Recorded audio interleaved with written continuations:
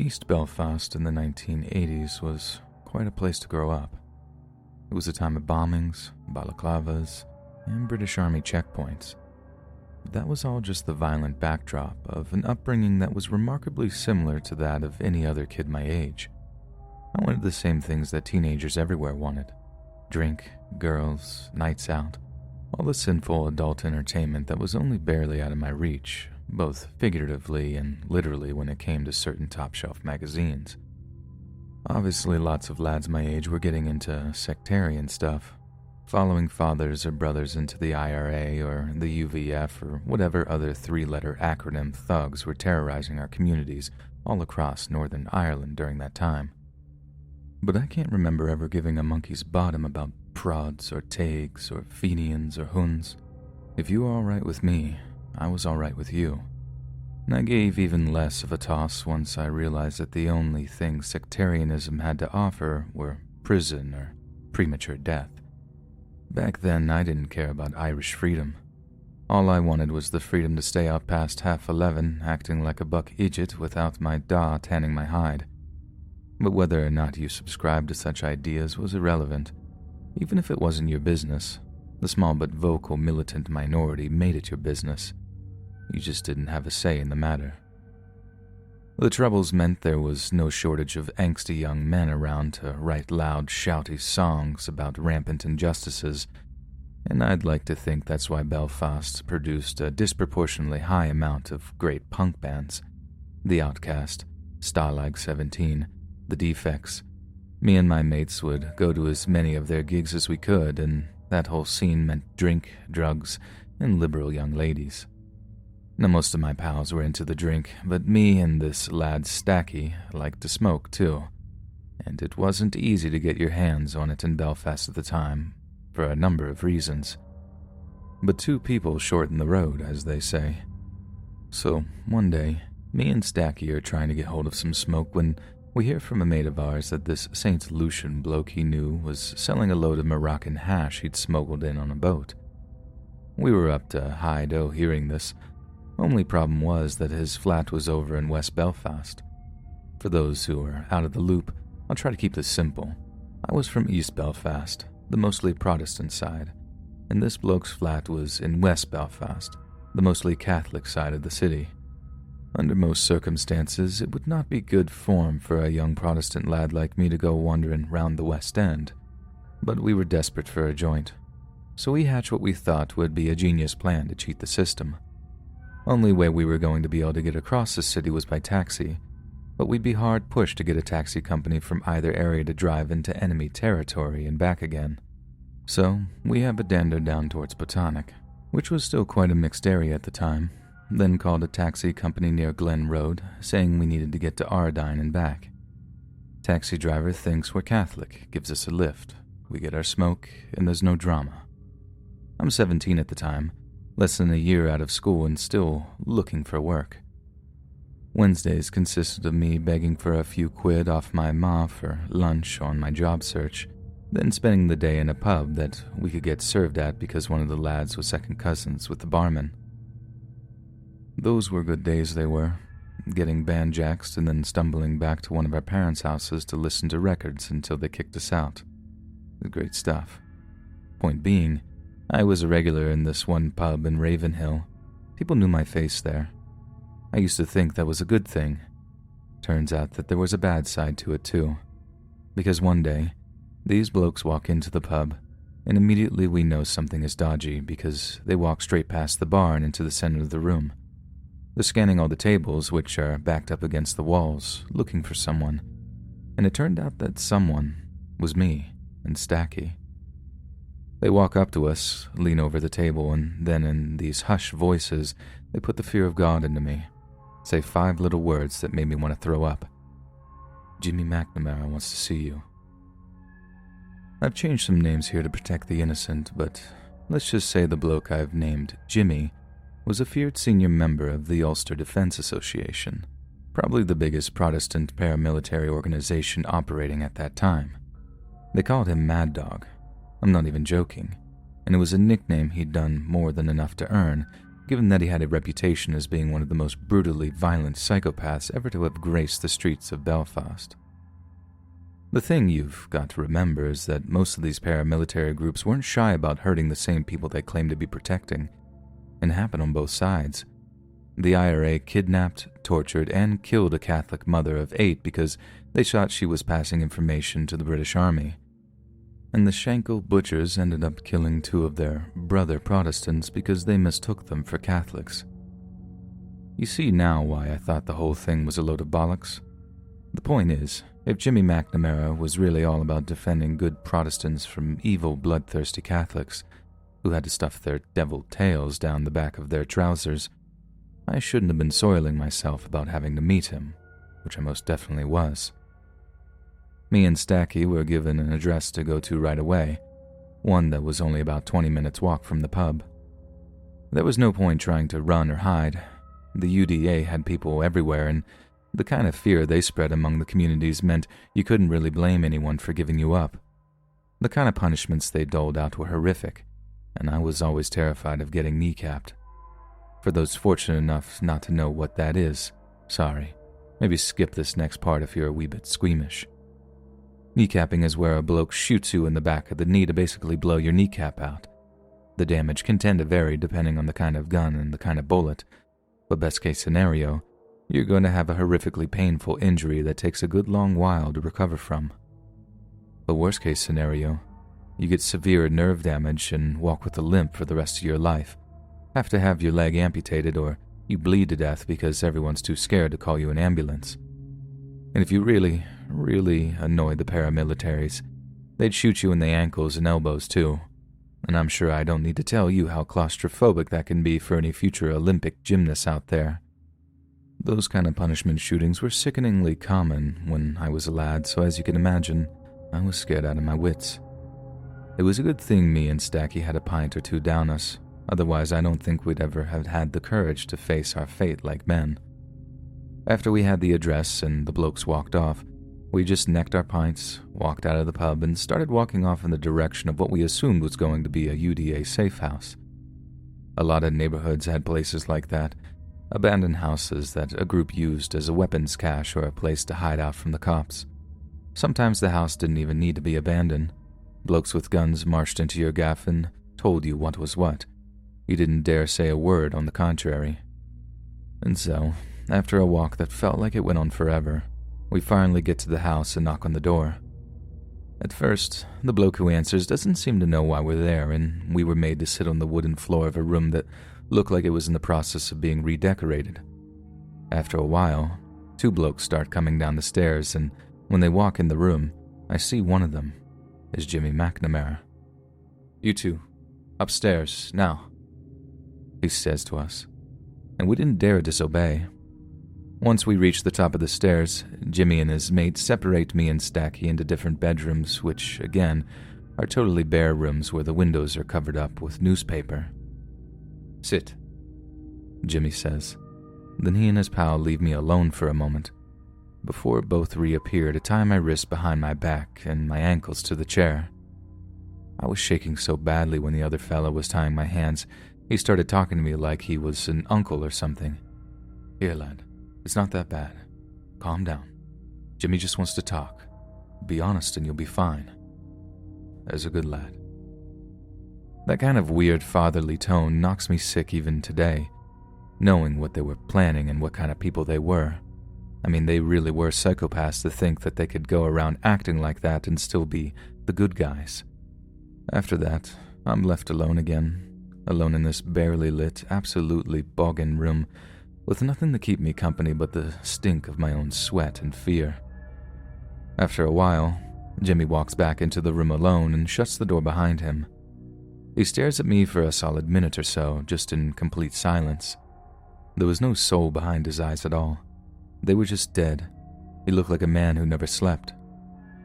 "Do you know who I am?" he asks me. I just nod. "Good," he says. "And that saves us some time. Here's the crack. I'm going to ask you some questions now, and you're going to answer them honestly. Is that clear?" I nod again. "What were you doing the other day? in a Fenian taxi going over to Airdine there? He asks. I'm completely and utterly trapped by the question. The one thing that united all the different paramilitary groups was their disdain for drug dealers and drug users. If I admit that I was looking to buy drugs, I'll be shot, no questions asked. But if I lie and tell him something else, he might think I'm a Republican or that I'm at least working with them.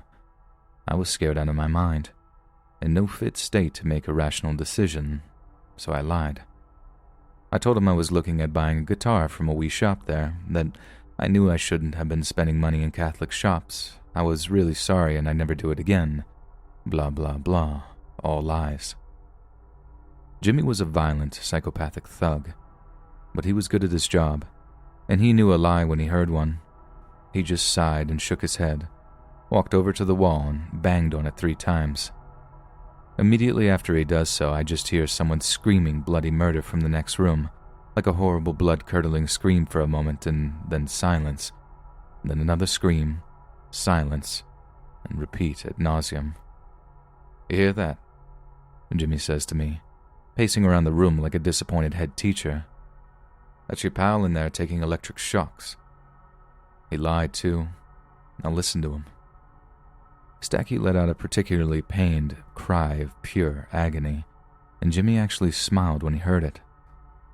So unless you want your bollocks rigged up to a rover battery, I suggest you stop telling fibs. And at that, I told him everything. I told him about the smoke, the taxi company, the bloke selling, everything. It all just came out in this big stream of consciousness. When I was done, Jimmy banged on the wall again and the screaming stopped. See? He said. Wasn't so hard, was it? Good lad. Let's go see your friend. Jimmy then walked out of the room and I'm left alone again. At this point, I know I'm up the creek, and what's worse, I've basically grassed Stacky up too. He who keeps his tongue keeps his friends, and all that. I like to think of myself as a bit of a hard case, hanging around pubs or banging heads at gigs, but as I'm tied to that chair, waiting on some horrendous corporal punishments that I'm unlikely to ever fully recover from, I just start crying like a wee baby. Then, out of nowhere, I'm completely silenced by a gunshot coming from the other room. Stacky screams out in agony and falls quiet again. And for the first time since I was a child, I actually just peed myself right there and then. Jimmy and his pal come back into the room announcing that Stacky has had his punishment. And then once I've had mine, we'll have to hop down the street to a pub that Jimmy will call an ambulance to. The way he used that word hop, just so casually, it was horrific how relaxed he was while talking about kneecapping, about maiming another human being for life. I'm just too scared to do anything but cooperate as they start to untie me. Fight back and make a run for it, and I'm dead man for certain. Do as I'm told, and I'll be shot in the back of the knee. And again, they start using that sickening fatherly tone one of them used before, telling me the punishment is for my own good, how smoking hash is bad for me, and how they'll be helping me out in the long run. Be a good lad, keep still. It'll all be over before you know it, one of them said as they held me down on the floor. I felt the barrel of the gun on the back of my leg, and I burst into tears. It was an actual nightmare that I couldn't wake up from, and these blokes acting like they were trying to take care of me was making it all more disturbing. All right, son, brace yourself, Jimmy said before starting the countdown of 3, 2, 1. By the time he got to 1, I was just screaming, like gritting my teeth and letting out this growl to try and counteract the fear and approaching agony. Then, click. Nothing. Jimmy pulls the trigger and nothing happens. No pain, no blood, nothing. Stand up, Jimmy says, and I do as I'm told. Look me in the eye when I'm talking to you. I try, but I can't, so he carries on anyway. Consider this a fair warning, he says and holds up the pistol. Next time, this will be loaded. Now get out. Next thing, me and Stacky are walking back to the pub in a state of pure shock, just like they tricked me with the fake punishment routine. They tricked him too. Only they really had used electric shocks on him after he'd lied the first time. They even showed me the wee burns on his ankle where the bloke had touched the wires. I think that was the first time I really questioned whether or not I had a future in Northern Ireland. If I really wanted my life to be defined by thugs and soldiers, bullets and bombs. It didn't take me long to work out that I didn't. I run a pub in England now, some corporate place with plastic Irish sensibilities, but it puts food on my family's table and I'm happy here. I thought I might move the family back home once things died down, but there are just too many bad memories for me now, things I'd rather leave behind. That and the fact that the bloke who subjected me to one of the most traumatic things in my entire life is just free to walk the streets. Lots of people escaped justice as part of various ceasefire agreements that brought peace to the 6 counties, and Jimmy McNamara was one of them. I don't mean to gurn, but I just couldn't live in a place where blokes like that have just gotten away with the crimes they committed. People who have so much blood on their hands that the used pint glasses have to be washed twice. I get that many people do, that people have chosen to just live with the legacy of the Troubles. But me, I just couldn't do it. Too much blood, too many ghosts, too many monsters that don't have to hide in the dark anymore.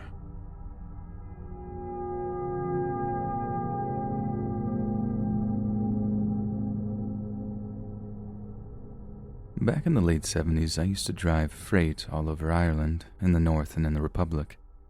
I managed to collect a number of good stories after driving around the country for the better part of 10 years. Some good, some bad. But this one is by far the most hair-raising for me. So one day I was driving from Derry to Belfast across the Glenshire Road at about lunchtime. Back in those days, it was a particularly quiet stretch of road, and you're about to find out why. But nevertheless, my job required me to be driving down it, so there I was. I hadn't seen another car for about an hour. The countryside is very open and barren out there, and there hadn't been a building since miles back. Then suddenly, I can see these 2 little specks on the road in front of me in the distance. I realize it's 2 vehicles moving toward me side by side, only that meant one vehicle is driving on the wrong side of the road. So I'm thinking, I don't like this, and I slow down just a tad to err on the side of caution. Lo and behold, it's 2 Saracens, a kind of British armored car that they had back in those days, and they're speeding toward me on this long stretch of deserted road. I'm already worried by that point. The aggressive driving, the speed they're coming at me, absolutely 0 witnesses around. Everything about the situation is giving me the jitters in a big way. I get about a quarter of a mile closer to them when both armored cars suddenly veer off to the edge of the road. Their bellies open, and with rifles in hand, about a dozen soldiers come pouring out of each, forming a line on each side of the road, before pointing their weapons in my direction. I'm slow to about 20 by that point, sweaty palms gripping the steering wheel, feeling all the blood drain out of my face as my heart starts going a mile a minute. I hear one of the soldiers shout so loud that I can well hear him over my truck's engine, and I'm just thinking, this is it. Time for the big sleep. But no one shoots. There's just these horrible few moments of me slowly rolling my wagon towards them, expecting them to open fire or at least stop my vehicle for a search. See, the firm I worked for was based down in Wexford, so the wagon had a Republic of Ireland number plate on it. Enough to attract some mild suspicion, I suppose, but I'd never been presented with my own firing squad before. I'm absolutely bricking it, getting closer and closer to the British soldiers, all lined up with the rifles pointed. Only as I get closer, I realize they're not really pointing their guns at me. They're pointing them down the road behind me. In fact, as I slowed to a crawl, I saw they weren't paying any attention to me whatsoever. It was like I was invisible. It was honestly quite surreal. I had to make some nervous eye contact with their sergeant or officer or whatever he was and give him a nod to see if I was allowed to pass. He just waved me through like it was the most normal thing in the world. I don't think I exhaled until I got to Belfast, 20 minutes later. I remember just parking my wagon up in the depot and just sitting there for a minute or 2, staring into space before I got out. I was really shaken up by it, being relatively new on the job, but when I told my boss about it, He just shrugs his shoulders and tells me to crack on. Apparently stuff like that happened to loads of fellas, and I was lucky not to get stopped and searched. Another bloke told me that a gang of power-hungry little corporals held him up for half an hour one night, had him kneeling in the rain while they ransacked the contents of his wagon. Only good thing about the Irish number plates was that RA, that's the Irish Republican Army to all ye uninitiated, gave me no bother. In all fairness, I should mention that most of the times I had to deal with the Brits, they treated me relatively fairly. You didn't make a problem for them, and they didn't make a problem for you. You had to be really unlucky to get that one bugger who had himself a bad day and wanted to take it out on you. I reckon the soldiers on the road that day were taking part in some kind of training or exercise, or maybe the people they were looking for were coming up the road behind me. But regardless, it didn't happen again.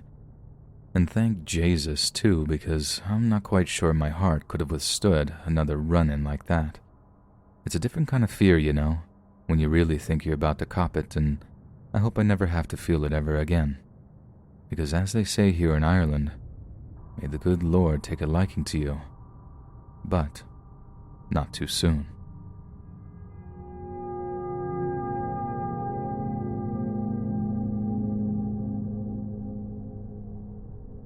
When my Nana was very young, she was fortunate enough to have been able to meet her great-grandmother. The women in our typically Irish family tend to have their children at a young age, so it's not unusual for one of the older members of our clan to be able to meet their great-grandchildren before they shuffle off their mortal coil. Now, her great-grandmother, my great-great-grandmother, always wore black. She was a scathing but witty old dear, and if she didn't like you, she would say things like, "May the cat eat you and the devil eat the cat." She was also a widow, lost her husband early on in their marriage, and stuck to her vow of perpetual mourning. The experience made her a deeply religious woman, too. I mean, every Irish person has a little of the church in them anyway, but she took her faith very, very seriously after losing her husband, and I think a lot of that is down to the circumstances in which she lost him. You see, my great-great-grandfather was a sailor in the Royal Navy, which wasn't unheard of back then since we were still subjects of the British Empire, and the ship he sailed on was named the HMS Wasp. Early one morning in the year of 1884, the crew of the HMS Wasp were given the task of ferrying a gang of bailiffs and police to this place called Inistrahall, a little island off the coast of Donegal. The police had nasty business to attend to as, on the island, 3 poor families were no longer able to pay rent to the landowner and were due to be kicked out of their houses. When the sailors found out that they were abetting such cruelty, their hearts sank. The HMS Wasp has visited them previously, delivering a few sacks of potatoes when the islands were on the verge of starvation. They knew how hard life was for the poor islanders, who somehow eked out an existence on a rock that's less than half a square mile in size. The way my Nana tells it, it was so early in the morning that the sun hadn't yet risen, but the crew of the Wasp had sailed those waters many times before, and the veil of darkness was no hindrance to them. Yet somehow, the ship managed to collide with some rocks just off of a place called Tory Island. The ship went down fast, with only 6 of the boat's passengers and crew surviving the freezing cold waters. 52 sailors, policemen, and bailiffs drowned that morning, with my great-great-grandfather being one of them. The incident was a huge scandal, and mainly because it emerged that the HMS Wasp had sunk directly within sight of a lighthouse. This meant that, by all accounts, they should have been well aware of their positioning in relation to rocks they knew well were there. So, as you can imagine, a great deal of rumor and mystery shrouded the ship's sinking, and one particular explanation seemed to capture the imaginations of the mainlanders. It was said that the folk who lived on Inistrahall Island had long been isolated from the Irish mainland and viewed mainlanders with contempt and suspicion. Hundreds of years before, Christianity had been slow to make its way over to Inistrahall, and legend speaks of a massacre that occurred there after many of the islanders refused to renounce their old gods. People said that there was still some who lived on the island that worshipped pagan deities, invoking ancient curses and performing blood sacrifices. So, when a ghastly theory emerged that the islanders had used a kind of cursing stone known as a cloc terre to sink the wasp before it could land bailiffs on the island, people actually believed it. What's worse is that the story then tells of a local priest who heard of such ungodly practices and sailed to Inistrahal. There he located the cloc terre and promptly hurled it into the ocean to cleanse the taint of paganism from the island. The same priest then safely made it back to the mainland where, by some horrible twist of fate, slipped and fell on a walkway one day and drowned in the River Finn. People were absolutely convinced it was the curse of the cloc terre, and my great-great-grandmother was one of them. Until the day she died, she believed something unholy had risen up from the ocean to take her husband away from her. Now obviously I know that's just a silly old story my family tells, despite all my aunties swearing it's the God-honest truth. And I know because I actually did some research into the sinking of the HMS Wasp, but that didn't make what I found any less horrifying. The Royal Navy held an inquiry into the incident and were looking to court-martial the surviving sailors for negligence. Only one of the survivors had been on deck at the time of collision, and this man swore that the lights of the Tory lighthouse went dark not long before they hit the rocks. Since it was a routine journey for the crew, a junior officer was placed at the helm to gain some experience, but was so lacking in that department that he was unable to navigate in the dark, hence the ship hitting those rocks. To me, the idea of the lighthouse going dark is much more feasible than any cursing stone or what have you. But that means that the people of Tory Island colluded with the people of Inistrahal to plunge the ship carrying their tormentors into darkness. The islanders killed 52 men that morning, all to avoid being evicted from their homes. Whether or not you can blame them is another question entirely, and given that I actually lost a relative in the incident, I don't think I can give you an unbiased answer. But the fact remains that 52 people found themselves plunging into the icy waters of the Atlantic Ocean on a freezing winter's morning in complete darkness. Imagine the horror of slowly hearing the cries of your shipmates gradually falling silent until you yourself are taken by hypothermia. You certainly don't need a belief in the supernatural for that tale to give you the shivers.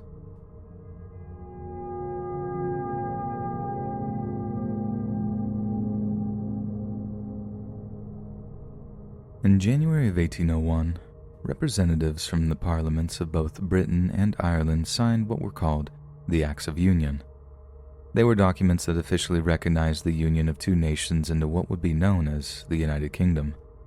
But in the 40 or so years that followed the union, successive British prime ministers struggled with the conundrum of governing a country with an appallingly low standard of living. Ireland's farms were few in number, poorly run, and extremely inefficient. Couple that with a population swollen by a booming birth rate, and you have a recipe for disaster.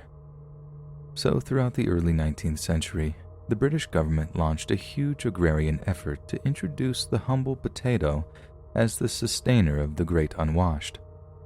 The now well-loved vegetable was poorly received at first, as at the time, the diet of Irish peasants was still based on butter, milk, and grain products. But after pressure from landowners and royalty who needed a low-cost food source to fuel their workers and boost their profits, popularity slowly began to rise. By the end of the 1820s, the potato had proved its worth by being a reliable source of food throughout the long and frigid winters. And the particular variety of potato that was used, the Irish lumper, grew consistently large in a relatively short period of time. Yet the farming methods of the day were nowhere near as sophisticated as they are now, and by the middle of the 19th century, almost all of Ireland's abundant potato crop was based around a single, specific genetic variety. The benefits were evident. The Irish were far less likely to rebel with full stomachs, and the nation's productivity soared. But the lack of genetic variety in the potato crop would prove a fatal weakness to Ireland's newfound prosperity, with grave consequences for its population. Towards the end of 1844, newspapers all throughout the British Isles began to receive reports of a strange disease that had been ravaging crops over in the United States. Potato crops from all over the eastern seaboard had been affected by a blight so virulent and destructive that in some cases, Not a single edible potato could be harvested from a farmer's field. The blight was said to turn potatoes as black as coal and cause them to give off a stench so vile that it would turn the stomachs of all who encountered it. British optimism, conflicting reports, and general misinformation stifled what might have been an organized, effective response. British Prime Minister Sir Robert Peel wrote a letter to a colleague in 1845 saying that he found the reports to be deeply alarming, but also reminded him that there was, in his words, always a tendency to exaggeration in Irish news.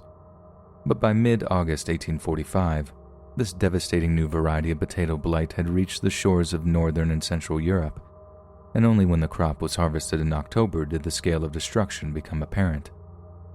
Reports from the continent came pouring in, horror stories of how the potato harvest had been catastrophically low. What's worse, no one had the slightest idea what this new kind of blight was and actually referred to it as potato cholera during the early days of the outbreak. One farmer reported that a strange mist came over the Irish Sea, and the potato stalks turned black as soot. The fields were a wide waste of putrefaction, giving off an offensive odor that could be smelled for miles. During the harvest of 1845, farmers found that around 1/3 of their entire potato crop had been consumed by the blight. A devastating loss by any means, but one that paled in comparison with the losses of the following year. As in 1846, the situation was worse than anyone could have possibly imagined.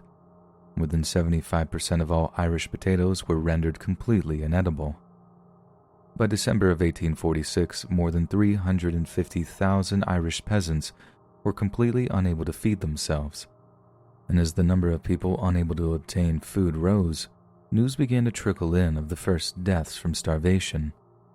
However, the greatest number of deaths were not directly from nutritional deficiency diseases, but from diseases brought on by malnutrition, as starving people are extremely vulnerable to viral and bacterial infection.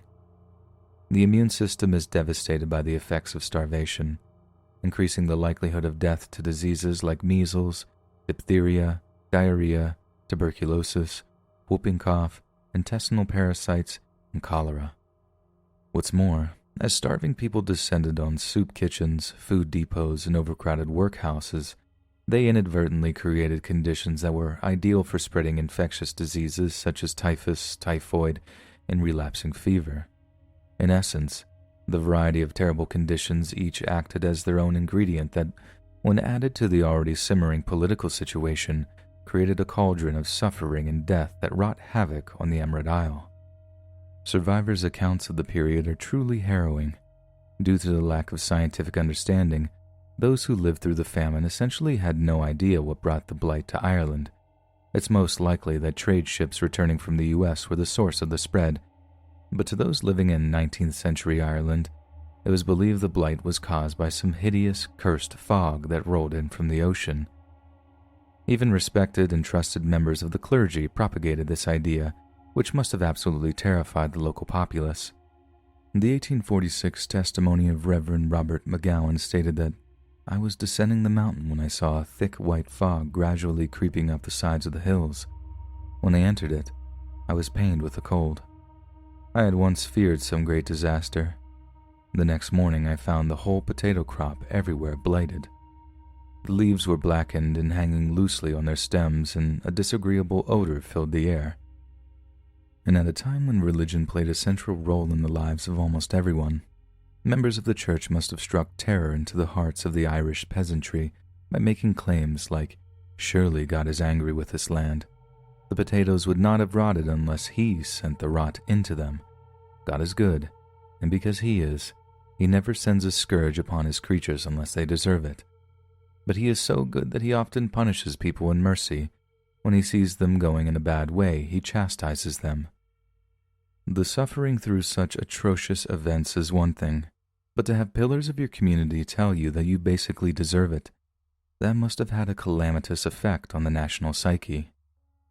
The Illustrated London News commissioned Irish artist James Mahoney to create a series of sketches depicting the horror and scale of the disaster and report on his findings as he toured the country. Today, his horrific account remains one of the most powerful and visceral records of the famine.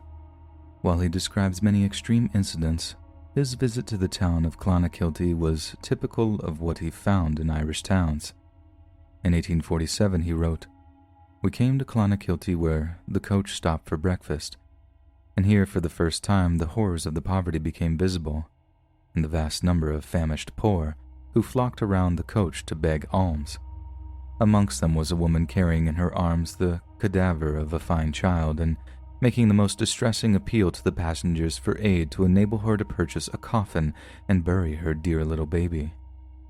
The Marquis of Waterford was haunted by some of the things he saw, and wrote in 1846 that the faces of these people were subdued with hunger, pale or rather of a ghostly yellow, indicative of utmost destitution. "They are starving." We hurried with horror from these frightful visitations which are permitted by Providence for his own wise ends, feeling sick at heart. Their demonic yells are still ringing in my ears and their horrible images are fixed on my brain. A group of English Quakers sent a charitable mission to Ireland, hoping to alleviate the suffering of the starving. What they saw shook them to the core, and in 1846, a Quaker man named William Foster described the horror he felt after coming across a group of starving children. "They were like skeletons," he wrote. "Their features sharpened with hunger and their limbs wasted, so that there was little left but bones, their hands and arms in particular being much emaciated, and the happy expression of infancy gone from their faces, leaving the anxious look of premature old age." A reporter for the Telegraph newspaper visited Castlebar in County Mayo in 1847 and observed that the people there had been driven to a brutal kind of apathy by the constant and crushing misery. "A few days ago I entered a miserable cabin, dug out of the bog. A poor woman sat, propped up against the wall inside. The stench was intolerable, and on my complaining of it, the mother pointed to a sort of square bed in one corner. It contained the absolutely melted away remains of her eldest son. On inquiry why she did not bury it, she assigned 2 reasons. First, she had not the strength to go out and acquaint the neighbors. Next, she waited till her other child would die, and they might bury both together." In some areas, people were so desperate for food that they resorted to feeding on seaweed, grass, or even rotten potatoes, which further exacerbated their wretched condition. And in some grisly cases, the starving were driven so mad with hunger that they even ate each other. Professor Cormac O'Grada of University College Dublin discovered one documented report which involved a man named John Connolly, who came before a court on theft charges in one of Ireland's westernmost counties. In the course of the prosecution, it emerged that the family was in such desperate straits that his wife had eaten some of the flesh off the leg of the dead body of her son. The son's body was exhumed and it was discovered that his flesh was indeed missing. Connolly was immediately discharged as the desperate condition of the Irish famine victims was taken into account. Another case of cannibalism was reported in the Times on May 23, 1849. In County Mayo, a starving man was reported to have extracted the heart and liver of a shipwrecked human body cast on shore, before roasting them over an open fire and wolfing down the meat. The mass immigration to the United States that was sparked off by the Great Famine gave rise to another chilling phenomenon, that of so-called coffin ships. Thousands of desperate Irish people poured onto ships which promised to take them to the land of opportunity, a place they would never be hungry again. But in doing so, with hundreds of poorly fed, disease-carrying migrants concentrated together in small, cramped living quarters, they created a hellish island of infection and destitution. And throughout no fault of their own either, as the owners of such transport ships charged extortionate prices while packing their vessels with as many would-be migrants as was physically possible. The owners then provided measly food rations and very little in the way of sanitation, and as a result, thousands died in transit. Some coffin ships had a mortality rate of up to 50%, meaning that in many cases, the vessels that arrived in American and Canadian ports were little more than floating cemeteries that contained little but misery, disease, and death. It was said that sharks could be seen following the ships because so many bodies were thrown overboard. All in all, We don't actually know how many people died as a result of the Great Irish Famine. Death by malnourishment might well have been overshadowed by the deaths that came from the accompanying diseases. State registration of deaths had yet to begin in Ireland, and records kept by the Catholic Church were unreliable. A census taken in 1841 recorded a population of just over 8 million. A census immediately after the famine in 1851 counted 6.5 million, a drop of 1.5 million in 10 years. So, by all accounts, the Great Irish Famine killed an estimated 1 million Irish people over the course of a decade, with another 500,000 emigrating to the US or the UK to escape a slow, painful death by starvation. The Great Potato Famine has proven to be one of the most horrifying, haunting events that Ireland has ever experienced, an event which turned a lush green island into a hellscape of disease, hunger, and death, a place where ghost stories abound, and where the scale of the suffering might never be fully understood.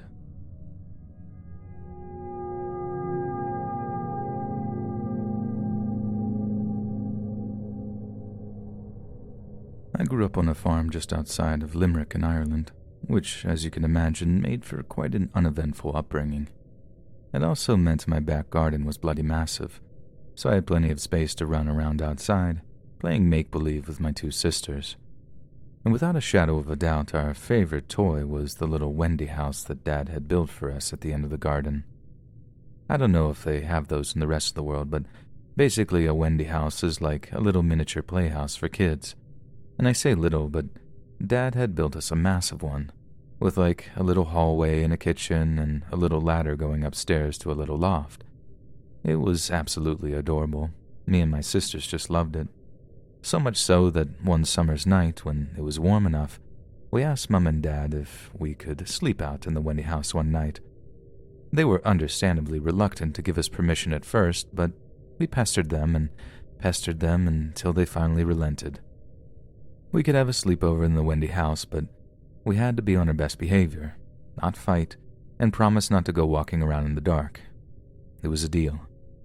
You can understand our parents' reservations too, because the end of the garden, I mentioned, was probably about 100 meters away from the actual house, near this old shuck that backed out into some woodland.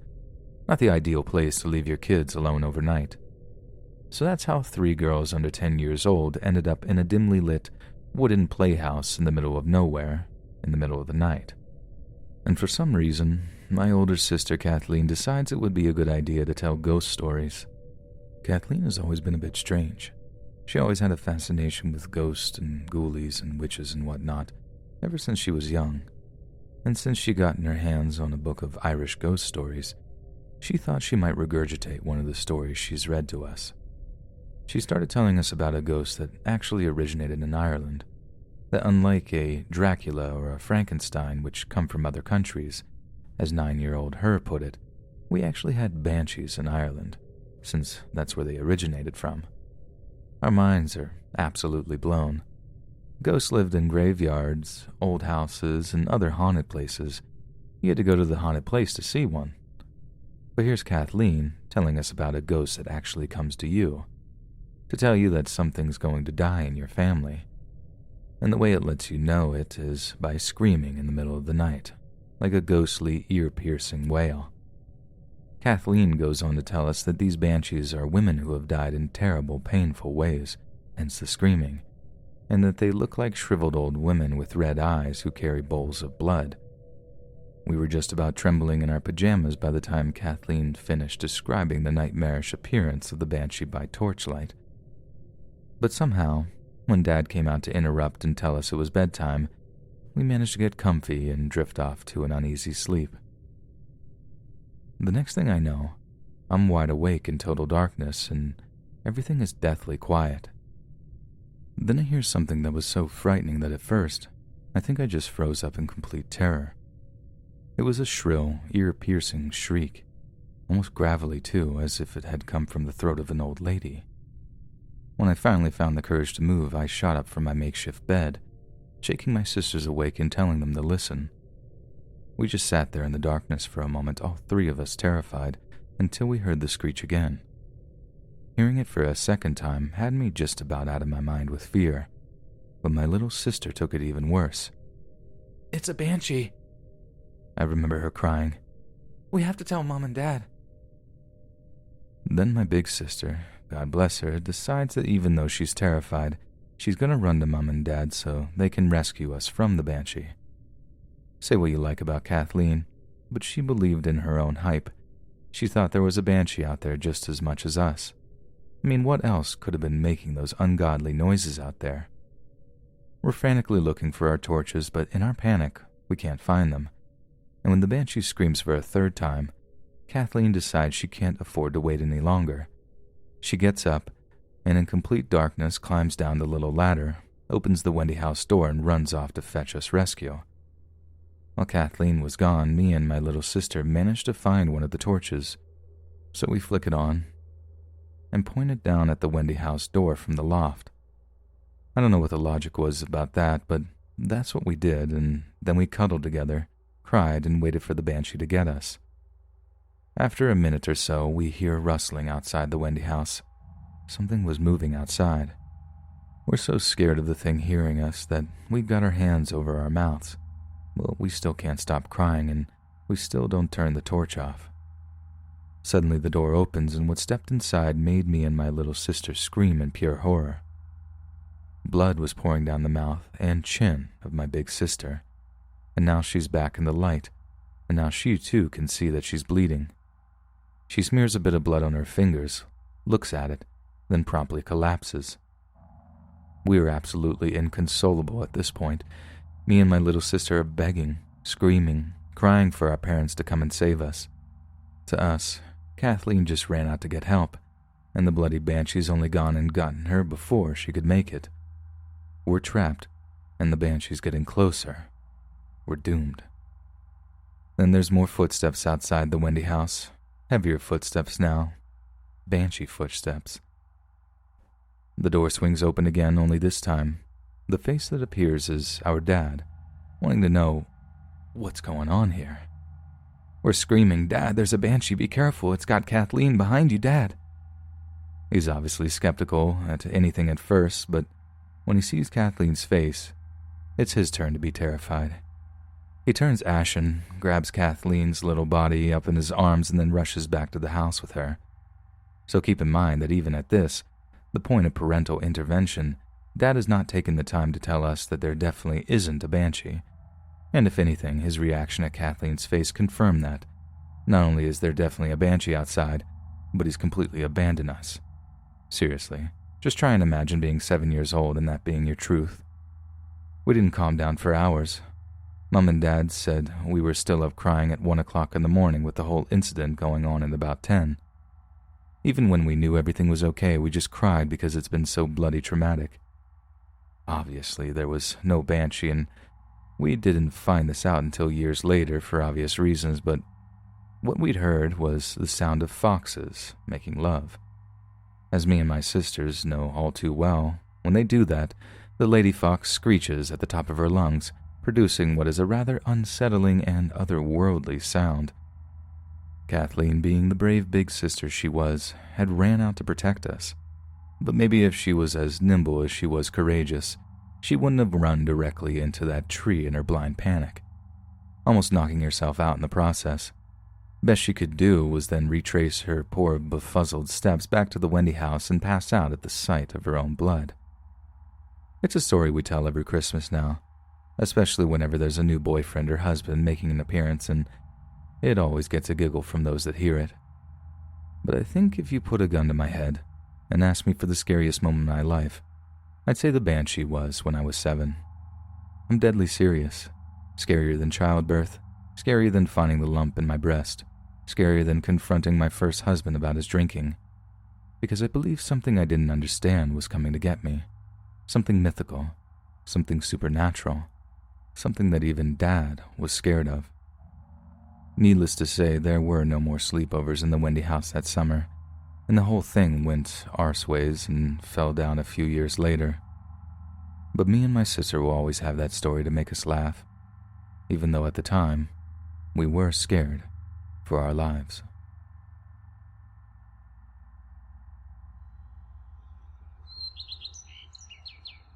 Hey friends, thanks for listening. Click that notification bell to be alerted of all future narrations. And if you got a story, be sure to submit them to my subreddit, r/letsreadofficial, and give and receive feedback from the community, and maybe even hear your story featured on the next video. And join a live stream to catch an invite to my Discord. And if you want to support me even more, grab early access to all future narrations for just $1 a month on Patreon, and maybe even pick up some Let's Read merch on Spreadshirt. And check out the Let's Read podcast, where you can hear all these stories in long compilation form and save huge on data. Located anywhere you listen to podcasts. Links in the description below. Thanks so much, friends, and I'll see you again soon.